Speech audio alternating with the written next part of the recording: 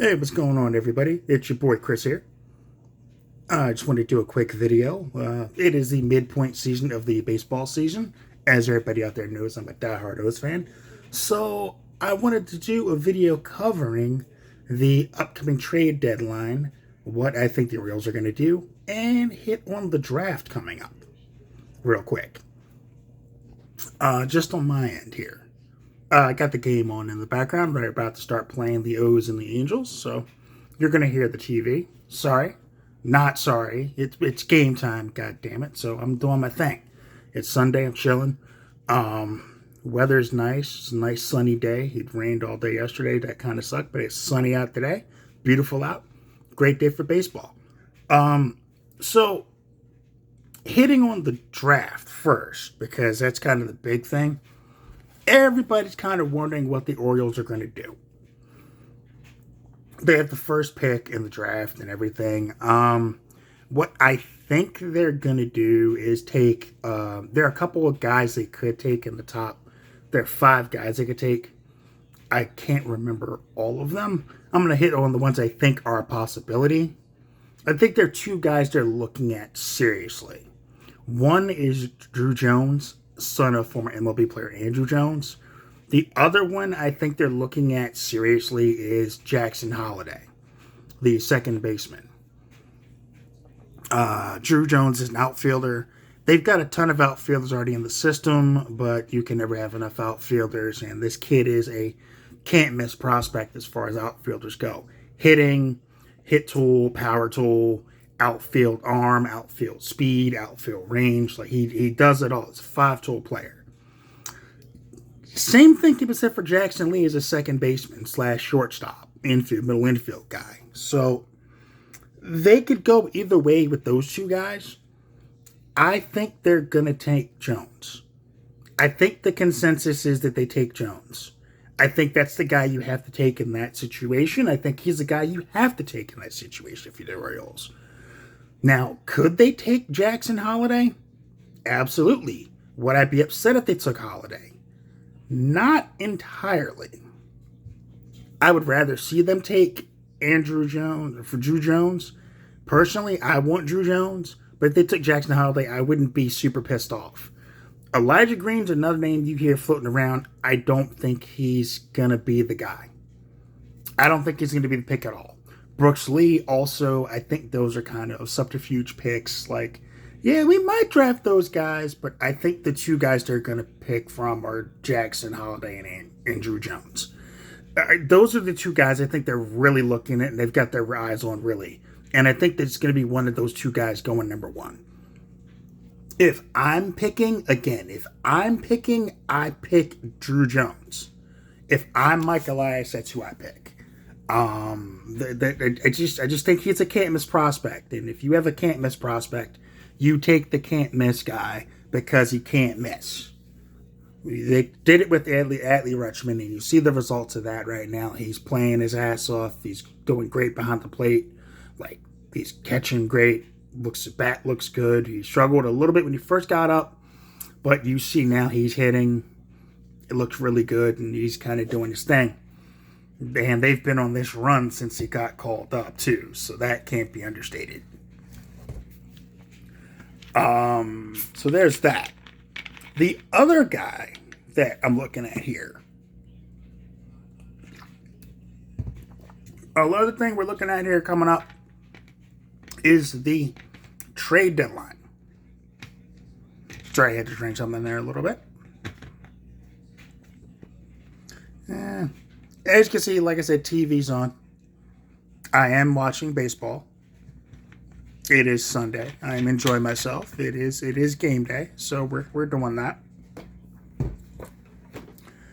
The other thing we're looking at here is the trade deadline, which is coming up. The trade deadline's coming up on the 31st. Now, there are, with the Orioles record right now, they're 3 games out of the last wild card spot. They're 4 games under 500, which nobody saw coming. They're 40 and 44 right now. Nobody saw this coming. It's kind of shocking. This team is playing great right now. Can they hold up and can they keep going? I don't see why they can't. The pitching's been holding up really well. They've been pitching great. Starting pitching's been really good. The bullpen's been lights out all year. They've been clutch hitting, like three walk-offs this week alone. As part of the 7-game winning streak they're on right now. Like they're hot. They're one of the hottest teams in baseball since like June. Since the beginning of June, they've been one of the hottest teams in baseball. Like they just caught on fire. They can they sustain it is the question. I mean, probably not, but the fact that they're in the wild card discussion in July is pretty big for a team that everybody wrote off before the season started. Hey, Buster Olney, how you doing? How you feeling about him right now? Oh, right, you're still talking shit. Funny how you're still talking smack about the Orioles, but, you didn't bury all these other teams who did the same thing the Orioles did, but they rebuilt. But I digress. We're going to get to that, and we're going to digress on that. Carl Ravitch shut up real quick and had to acknowledge the Orioles. And it's only a matter of time, Buster, before you acknowledge them. You understand? Buster, you need to acknowledge them. Baltimore Orioles, acknowledge them. MLB, acknowledge them. Shout out to Roman Reigns on that. Acknowledge them. That's right. So the big question that is kind of going around Baltimore right now is, at the deadline, are they buyers or are they sellers? Or do they just stay with what they've got and see how far they can run this train? If you trade anybody, who do you trade if the right deal comes? And the ultimate question is, do you trade Trey Mancini if somebody comes calling for him? I'm going to address the other things first. I'm going to address trade last. As far as buyers or sellers or staying put, it depends on who calls and what they offer. Is anybody off limits? Not necessarily. I'm not trading any of my young talent. I'm not going to trade Cedric Mullins unless I'm blown away. I'm not going to trade Austin Hayes unless I'm blown away. I'm not going to trade Anthony Santander unless I'm blown away. If you call by Adley Rutschman and hanging up the fucking phone when you, there's no way, or Ryan Mountcastle hanging up on your ass right there. Jorge Mateo, I'm probably going to hang up. Rougned Odor, I love the guy, so I wouldn't deal him. Raymond Urias, maybe if somebody calls with the right deal for that guy, I might trade him or something like that. Jorge Lopez, again, if the right offer comes. Some of the bullpen pieces, if the right offer comes. Like, again, it's about the right offer. We're dealing from a position of strength. We don't have to deal anybody if we don't want to. You're calling us to make deals, so you've got to make it worth our while before we take the deal. We're not just going to trade guys to trade them. We're in a position where we don't have to do that. So I wouldn't necessarily make deals unless I had to make them. That's my personal opinion. You don't trade guys unless you absolutely have to make those trades. So if the right offer comes for Jorge Lopez, I would be inclined to make that deal if the right deal is in place, if the right offer comes a call-in. If the right offer comes a call-in for like a Phil Batista or a Dylan Tate or a Rougned Odor or a Anthony Santander. If it's the right offer and it gives us pieces that help the rebuild, either help the rebuild along further or give us pieces to keep it sustained for long-term success, then I'm going to listen to those offers. And if it's something I like, I might pull the trigger on it. As Mike Elias, you have to do your due diligence. You have to take every offer into consideration. And that leads to the ultimate, what do you do with Trey Mancini? We all know Trey's story. He came back from stage 3 colon cancer last year. Had an amazing comeback season. Loved in Baltimore. Got love from the entire league. almost won the home run derby at the All-Star game during the All-Star break. Just barely lost to Pete Alonso. I think the whole fucking league was rooting for Trey to win that bitch. Last year, I certainly was. I think everybody was rooting for him to win it. He just fell short. Pete Alonso was a beast at hitting home runs, so the fact that Trey got there was just like really cool. To that final run with him, he hit his ass off, had a great year, coming back from colon cancer. Loved in Baltimore. Locker room, clubhouse guy, leader in the clubhouse, loved by his teammates, loved by the fans of Baltimore. Fan base will be fucking furious if they make a trade for Trey Mancini, if they trade him. I will be one of those people who will probably be a little upset if they make that deal. But there are a couple things we need to talk about with Trey. One, he is over 30. He's on the other side of 30. He's 31 years old. He doesn't really have a fielding position on the team. He is a DH at this point. Or a DH for first baseman. We have Ryan Mountcastle, who's in that same position and is like 5 years younger as a DH first baseman guy. He's a liability in the outfield. He shouldn't be in the outfield in any games at this point. He just shouldn't be.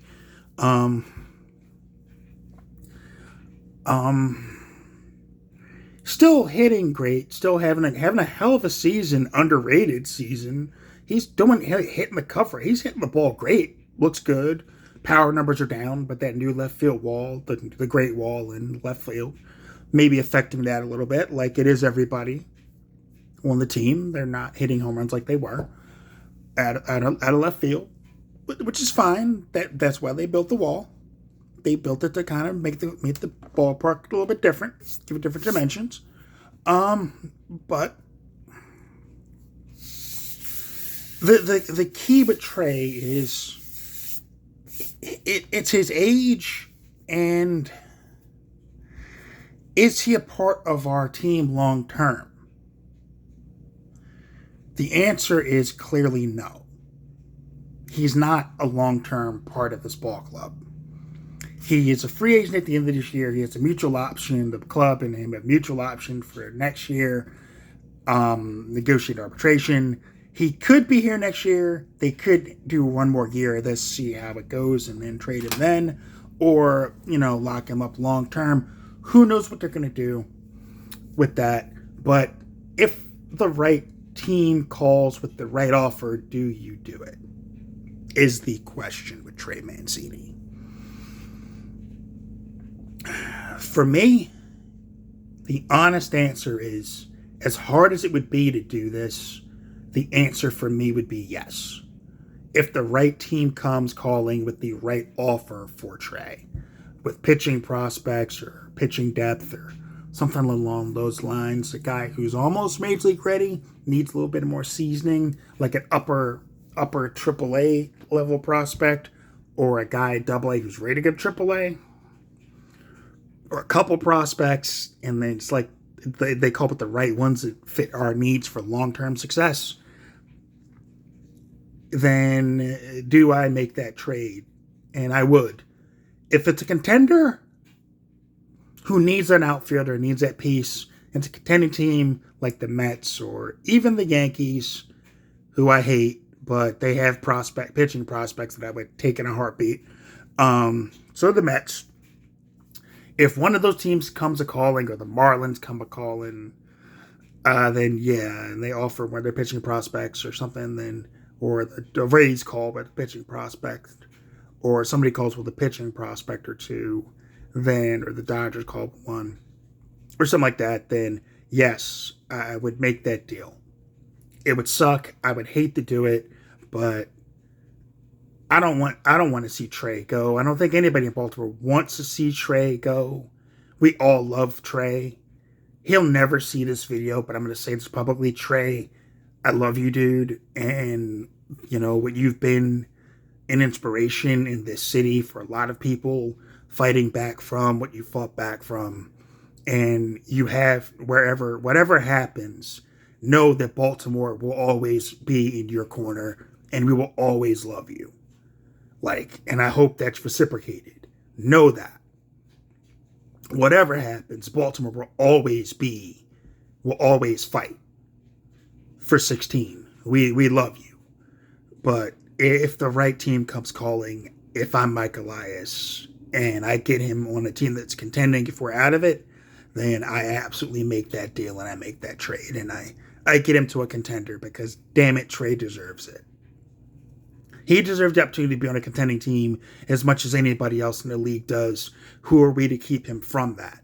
You know what I'm saying? Like, if you have the opportunity to put him on a contender, you fucking do it. He deserves it. He deserves to be on a winning team or a contender if you can get him there and it makes sense for all parties. He deserves it, and you do what you do right by him and do that. So I would make that deal. It would be the toughest trade I've ever made in my life. It would be a tough call to make. I do not envy Mike Elias having to make that call on really anybody, because any trade you make could fuck up the clubhouse chemistry. And right now, like, you hear it, the players saying, like, they're having the time of their lives. Everybody's saying it. You see the energy. You see the home run chain. I need to get a home run chain. I want to get one of those motherfuckers. They need to put them out there. I want a home run chain. Like, they had the home run chain. They're having fun. Like, you see it. You see the fun they're having out there, and it's infectious, and it's gotten to the fan base, and you see they're energized. The ballpark's full of people again, and you love to see that. Baltimore needs that. We're not just a football town. Baltimore isn't just the Ravens. Baltimore is at its best as a sports city when both teams are in it. When the Orioles are in it and they pass the baton off to the Ravens and you see the players loving each other, supporting each other. When they were both on their runs, when you saw Adam Jones at Ravens games and all that, you saw Lamar at O's games, and you saw Flacco at O's games, and you saw the players all showing that love to each other. Ed Reed showing up at O's games and all that. Baltimore sports is at its best when both teams are playing and having fun out there. And you see the fan base supporting and lifting both up. That's Baltimore. That's Baltimore. Not only is a sports town, that's Baltimore as a city. That's my city.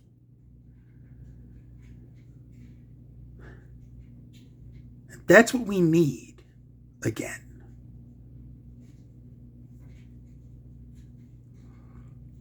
Because when the Orioles are good, it's fun to be a part of it. When the Ravens are good, it's fun to be a part of it. And when they're both good together, there's nothing like that. Going from baseball season into football season, back into baseball season, back into football season, when you're not waiting for one and like, I can't wait for spring training, or I can't wait for training camp to start. When they're both good at the same time, it's fun. And right now, it's fun.